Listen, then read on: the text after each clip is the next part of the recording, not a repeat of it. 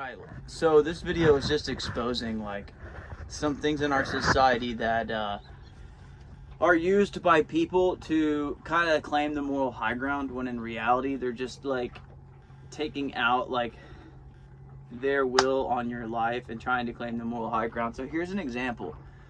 Like, I was at the scuba shop. I'm not going to name which scuba shop it is, but I was at a scuba shop trying to get some air. Well, actually, I had a friend who's got his certification, right?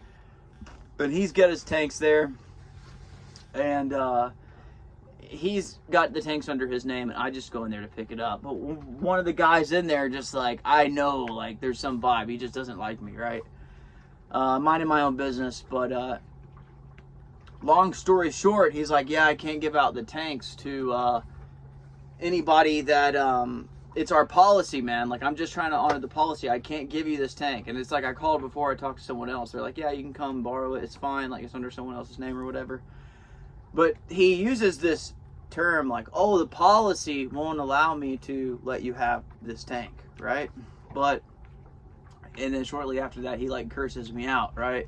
You mother effer, something, something, something. And I'm like, well, that's not in your policy to curse people out, is it? Like, obviously, this has nothing to do with the policy. You just don't want to put air in my tank.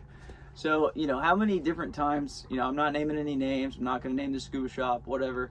But this is an interesting fact, though. Like, there's so many things in our society where, you know, if they don't like someone, they will use the moral high ground for policy, safety, really just to oppress other people and keep them bound, keep them held back.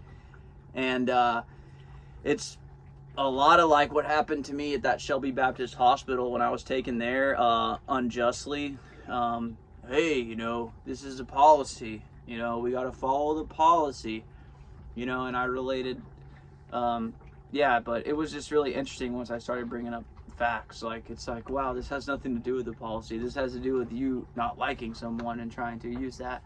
So it's just something to be aware of. No big deal. God bless. And of course, this happens like right after like someone says they're gonna pay me to clean their boat, and like I don't know where they went.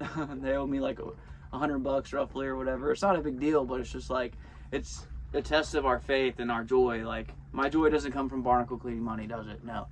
My joy doesn't come from these things on the outside. Like, joy is supposed to come from God. So it is a good test, a perseverance test.